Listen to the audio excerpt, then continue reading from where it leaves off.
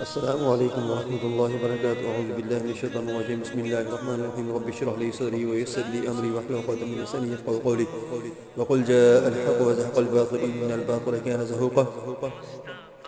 آج میں آپ کو بتاؤں گا کہ سوئیوں پر جو جادو کیا جاتا ہے وہ کیسے کیا جاتا ہے اور کس مقصد کے لیے کیا جاتا ہے۔ سوئیوں کا جادو جو ہے وہ بہت ہی خطرناک ہے اور بہت سارے مقصد حاصل کرنے کے لیے کیا جاتا ہے۔ وہ موم کا پتلا بنایا جاتا ہے یا کپڑے کا پتلا بنایا جاتا ہے اور اس کے اندر سوئیاں چبھوئی جاتی ہیں اور سوئیاں اس جگہ پر چبھوئی جاتی ہیں جہاں پر جادو کرنا مقصد ہو۔ یعنی جیسے ہم کمپیوٹر کو کوئی کمانڈز دیتے ہیں یا موبائل کو کوئی کمانڈ دیتے ہیں کہ فلاں چیز جو ہے